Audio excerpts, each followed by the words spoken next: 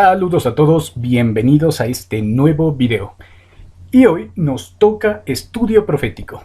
Entramos ya al capítulo 2 del libro de Daniel. Y por razones pedagógicas he decidido dividir este capítulo en dos partes. En esta primera parte vamos a analizar el contexto histórico que rodeó a todo el capítulo 2 de Daniel.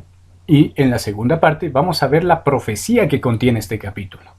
Esta profecía de Daniel 2 es una de las más fascinantes de la Biblia y va a sentar las bases para todo el estudio de Daniel y Apocalipsis. Pero el día de hoy vamos a enfocarnos en los falsos profetas. Sin más dilación, vamos con el tema en cuestión. Magos, astrólogos, encantadores y caldeos. En el segundo año del reinado de Nabucodonosor, tuvo Nabucodonosor sueños y se perturbó su espíritu. Miren, en la cultura babilónica de aquel entonces, los sueños tenían muchísima importancia. Para el babilonio, los sueños era la forma en la que los dioses se comunicaban con el ser humano. Por eso es que la Biblia dice que Nabucodonosor se perturbó. Su espíritu estaba perturbado porque él sabía que lo que había soñado era algo importante. En su cultura era algo muy importante y no podía dejarlo pasar. Por eso es que le dio tanta relevancia a este sueño. Se le fue el sueño e hizo llamar el rey a magos, astrólogos, encantadores y caldeos. Aquí está todo su séquito de ocultistas, sus falsos profetas. Los que rodeaban a Nabucodonosor, los que estaban ahí en la corte, eran ocultistas y eran falsos profetas. Y Nabucodonosor tenía fe en esta gente. Sin embargo, vamos a ver qué dice la Biblia con respecto a este tipo de personas. Vinieron pues y se presentaron delante del rey. Continuando, ustedes pueden ver aquí en pantalla, esta imagen es una representación real de un rey babilonio con sus ocultistas ahí, con sus astrólogos consultándole. Entonces eran parte muy importante del gobierno y de la corte del rey. Ahora, dice el texto que primeramente Nabucodonosor mandó a llamar magos. ¿Qué eran los magos? Eran hombres de magia, sí, en el hebreo original, bueno, más bien dicho en el arameo, esta palabra significa hombres de magia o magos principales. Entonces, cuando se refiere a magos, se está refiriendo a los que dirigían a todo este séquito de personas. En segundo lugar, mandó a llamar a astrólogos. ¿Qué eran los astrólogos en Babilonia? Eran practicantes de la adivinación, la astrología y también hacían exorcismos. Tercero, dice la Biblia que mandó a llamar encantadores. ¿Quiénes eran? Estos se dedicaban a la producción de hechizos y estaban vinculados a los diferentes tipos de magia. ¿Sí? Y finalmente mandó a llamar caldeos. Estos eran hombres conocedores de la ciencia y de las artes ocultas. Para los caldeos la ciencia y el ocultismo eran la misma cosa, eran parte del todo, de un todo mayor, ¿no? Entonces no había contradicción entre ciencia y magia, y ellos eran practicantes de ambas cosas. Y en general, estos cuatro grupos de personas eran eruditos en todo el sentido de la palabra. No es que simplemente eran unos charlatanes o hechiceros, chamanes de por ahí, no. Eran eruditos en toda la palabra, pero también practicaban estas artes ocultas. Recordemos también que todo este grupo de gente se formó juntamente con Daniel y sus amigos en la Universidad de Babilonia. Estuvieron ahí, recibieron la misma formación que recibió Daniel. Y también, en parte por eso, estaban en la corte del rey, ¿sí? Ahora bien, ¿qué dice la Biblia acerca de la gente que practica este tipo de cosas? Primero, la Biblia habla varias veces de los practicantes de ciencias ocultas, ¿sí? No es un tema ajeno a la Biblia. Hay gente que no le hace mucho caso a este tema, no le da mucha importancia, pero en la Biblia está muy presente.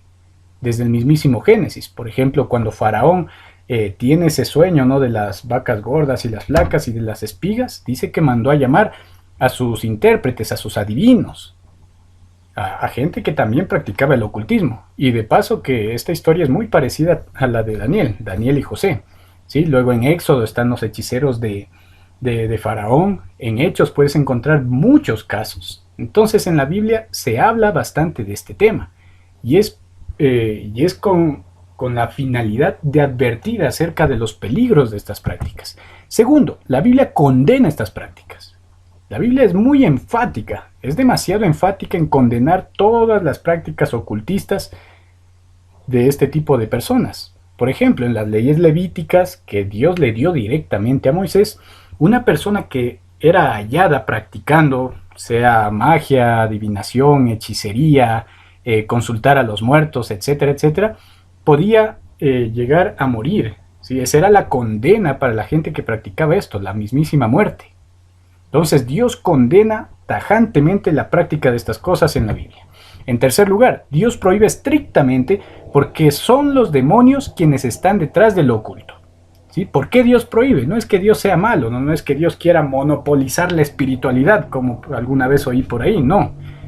Sino que todas estas prácticas, no importa la forma, no importa la envoltura que tenga, todas estas tienen la misma fuente. ¿Cuál es la fuente? Los demonios. Ellos están detrás de lo oculto y su intención es el engaño.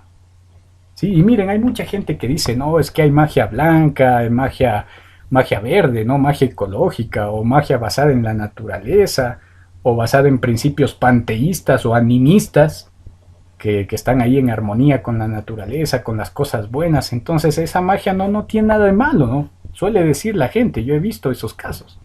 Pero sea cual sea la forma, por más inocente que parezca, por más buena que parezca, por más pequeña que parezca, la fuente es la misma, los demonios. Y ustedes pueden leer eso en un montón de testimonios de gente que ha salido de este mundo. Hay un libro muy interesante que se llama Viaje a lo Sobrenatural, un libro muy conocido en el contexto adventista, donde un ex satanista cuenta su experiencia dentro de uno de estos cultos, y él dice expresamente que todas estas formas de magia pequeña realmente tienen por detrás al enemigo de Dios, es decir, a Satanás. Hay otro libro muy bueno que les aconsejo demasiado, que titula El diablo al acecho. Un libro un poquito antiguo, pero es una recopilación de testimonios de gente que salió del ocultismo y que revela que estas prácticas, por más buenas e inocentes que parezcan, pues tienen su misma fuente en los demonios. Cuarto, los que practican estas cosas cooperan con Satanás en la obra del engaño. ¿Sí? Sea que estén conscientes o inconscientes de ello, están cooperando con Satanás en su obra de engañar al ser humano. Y miren, hermanos, aquí hay muchos textos, yo les he dado muchos textos, ustedes pueden verlos, analizarlos por su cuenta, ¿sí? Pero está muy bien respaldado las 4 afirmaciones que les estoy presentando. Y con respecto a esta última afirmación, ustedes se van a dar cuenta que en toda la Biblia, Satanás tiene agentes humanos. Al igual que Dios tiene aquí sus representantes. Les pongo un ejemplo. En época de los apóstoles, ¿sí? Pablo cierta vez pasó por un lugar y le salió al encuentro una jovencita, dice, una jovencita esclava que tenía un espíritu de adivinación. ¿Sí? Este espíritu fue expulsado por Pablo, pero durante todo el tiempo que Pablo le permitió seguirles, les molestaba, ¿no? Les acosaba, impedía que puedan predicar tranquilamente. Entonces van a ver que eso se repite muchísimas veces en la Biblia. Satanás usando agentes humanos, practicantes de estas cosas, para impedir la obra de Dios. Pero al final, Dios es más poderoso y es el único que revela los misterios. Hermanos, Satanás no puede conocer el futuro, ¿no? Él hace que las cosas se den, eso sí. Por eso es que parece que lo predijera por medio del tarot o de los adivinos. Pero en realidad, Satanás hace que se dé. En cambio, Dios, Él sí conoce lo que va a suceder. Y es más poderoso. En toditos los versículos que ustedes ven en pantalla, siempre Dios sale victorioso ante los engaños satánicos. Entonces Dios es todopoderoso, hermanos, y no tenemos por qué acudir a estas cosas porque tenemos a nuestro Dios, que es el Dios verdadero. Y no usa estos medios para comunicarse con el ser humano. Es Satanás el que engaña mediante estas cosas. Luego, miren, este es un tema muy vigente. 1 Timoteo 4:1 nos dice, pero el Espíritu dice claramente que en los postreros tiempos algunos apostatarán de la fe, escuchando a espíritus engañadores y a doctrinas de demonios. Sucede hasta el día de hoy. Hoy en día la presentación se ha hecho mucho más agradable, mucho más simpática. Pero, como bien hemos dicho, la fuente es la misma y mucha gente está siendo engañada por este tipo de cosas. Por lo menos en nuestra cultura de Hispanoamérica está muy arraigado esto. Que ir al chamán, que hacerse una limpia, que consultar al adivino, que el horóscopo, etcétera, etcétera. y la gente va y es engañada por el enemigo. Ahora bien, ¿por qué les digo todo esto? Es importante que tengamos claro el contexto en el que Dios dio esta profecía y el contexto en el que Daniel estaba. O sea, es algo increíble, ¿no? No fue sencillo para Daniel ni para sus amigos estar en medio de todo esto. Apostasía abierta, idolatría, adivinación, encantamientos, falsos profetas. La ira del rey y el decreto de muerte. Respondió el rey y dijo a los caldeos: el asunto lo olvidé. Si no me mostráis el sueño y su interpretación, seréis hechos pedazos y vuestras casas serán convertidas en muladares. Ya dice que el rey se olvidó. La palabra hebrea, la expresión hebrea que se usa en este versículo, hace referencia a que Nabucodonosor recordaba ciertos aspectos del sueño, pero no recordaba todo el sueño. Entonces, por eso es que los ocultistas, sus falsos profetas que estaban ahí, no podían darle ni la interpretación ni el sueño, porque temían que Nabucodonosor tal vez solamente los esté probando, ¿no? Y en realidad sí se acordaba del sueño. Por eso es que no se inventaron nada ni lo engañaron. Ahora bien, ¿cómo los amenaza Nabucodonosor? Les dice que seréis hechos pedazos. Literalmente esto significa desmembrar. Un castigo muy duro, ¿no? Y vuestras casas serán convertidas en muladares. Es decir, su casa como tal y sus familias como tal iban a ser destruidas. Algunas Biblias traducen muladares como basureros. Eso era lo que iba a pasar con sus casas. El rey respondió y dijo: yo conozco ciertamente que vosotros ponéis dilaciones. Es decir, estaban ganando tiempo, no estaban comprando tiempo ahí, porque veis que el asunto se me ha ido. Ahora, continúa diciendo: los caldeos respondieron delante del rey y dijeron: no hay hombre sobre la tierra que pueda declarar este asunto al rey. Y esta parte es muy interesante para mí. Quiero que se fijen cómo estos hombres, estos ocultistas, reconocen que no hay nadie que pueda declarar el asunto al rey. Están reconociendo su inferioridad, que no tienen la capacidad de saberlo. Y hermanos, por más poder que hayan tenido, por más pacto con los dioses que hayan tenido estos hombres, reconocen que tenían límites. Y esa es la gran verdad, hermanos. Hay muchos que por practicar estas cosas ocultas creen ser superiores, creen estar más iluminados, creen tener más conocimiento, estar por encima del resto. Directo o indirectamente lo piensan. Pero aquí ellos reconocen: no somos capaces. Y esa es la verdad, hermanos. Los dioses de esta gente y los demonios no tienen el poder que tiene Dios. Dios es superior. Y aquí ellos están reconociendo que no lo saben. Además de esto, ningún rey, príncipe ni señor preguntó cosa semejante a ningún mago, ni astrólogo, ni caldeo, porque el asunto que el rey demanda es difícil. Pues sí, y no hay quien lo pueda declarar al rey, salvo los dioses cuya morada no es con la carne. Miren, nuevamente reconocen ellos: nosotros no podemos.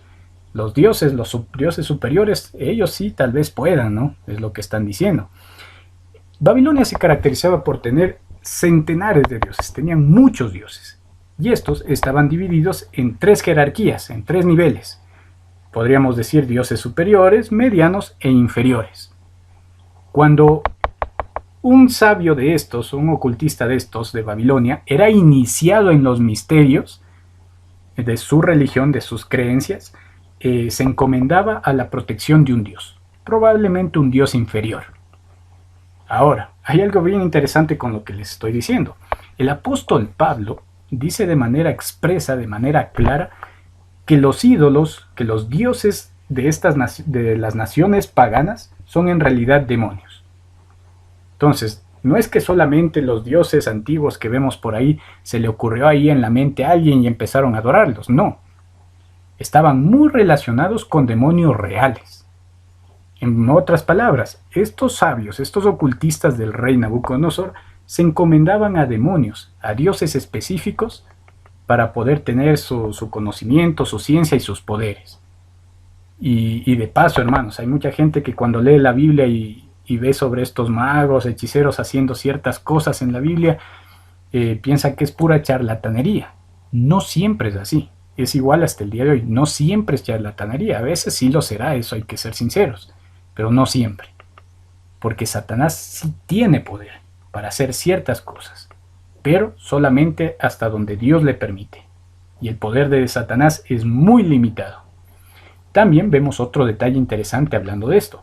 Satanás no puede conocer el pensamiento de las personas, no puede leer tu mente. Hay gente que se pregunta eso, no se los dejo como dato curioso. Satanás no puede leer tu mente. ¿Cómo sabemos esto? Por lo que estamos estudiando.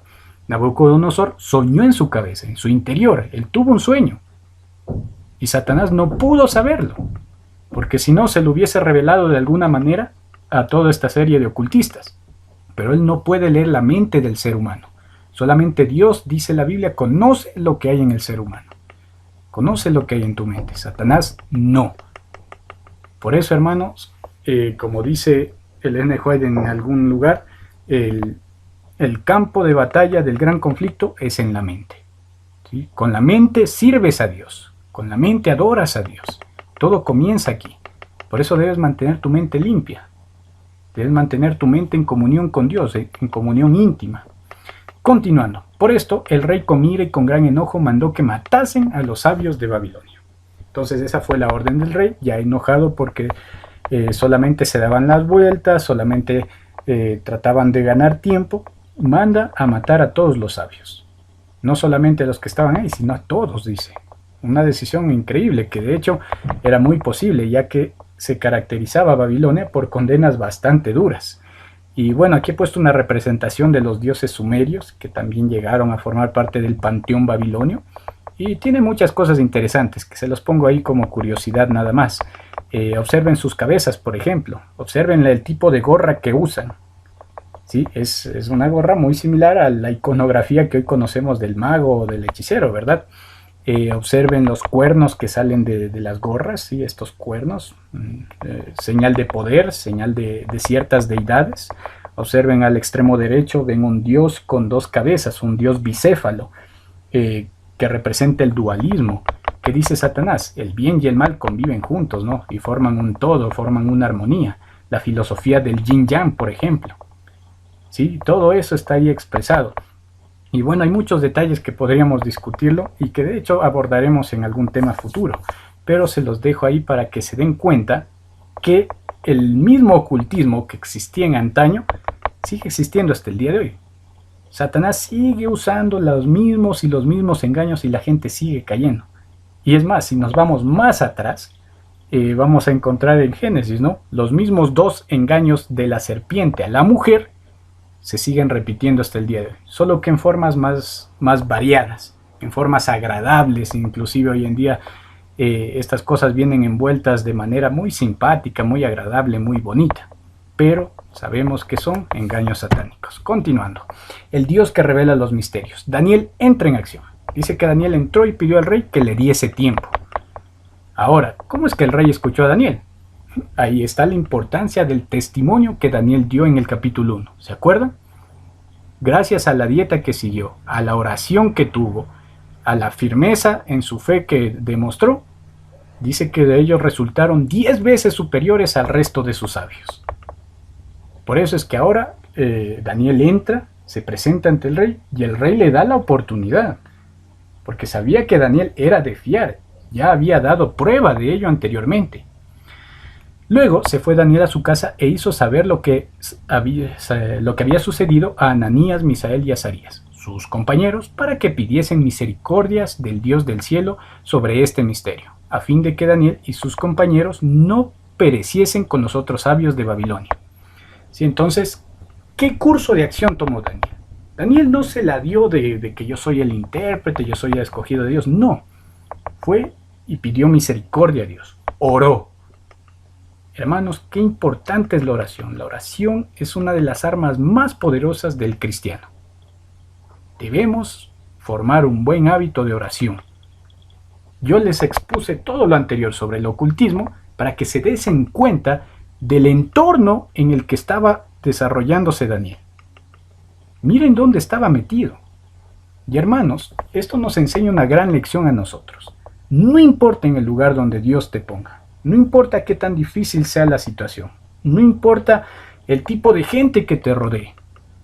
Si Dios te puso en un lugar es para brillar. Daniel estaba aquí y dio testimonio certero sobre Dios.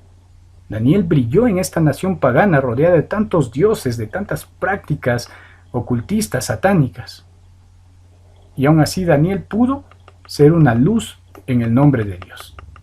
Es algo increíble, y no solo eso, hermanos, sino que cuando Dios te pone en un lugar para brillar, te conviertes en una bendición para los que te rodean, porque el texto dice que no es que solamente Daniel y sus amigos se salvaron el pellejo, no, ellos también salvaron a los otros sabios.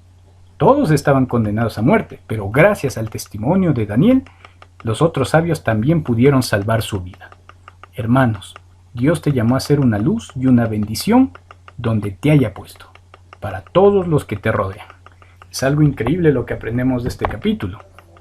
Daniel 2 del 19 al 30. Aquí encontramos varios detalles en la última sección de nuestro estudio. Primero, que Dios es el que revela en visión el sueño a Daniel. ¿Sí? A Nabucodonosor le da el sueño y a Daniel le da una visión de lo que él había soñado. ¿Sí? Le dice claramente, esta es la visión. Luego, Dios es el único que muda las edades, pone y quita reyes. Y este de aquí, de hecho, es el mensaje central del capítulo, hablando estrictamente en sentido bíblico. Dios es el único que muda edades, pone y quita reyes. Él está al control de la historia, Él está al control del tiempo.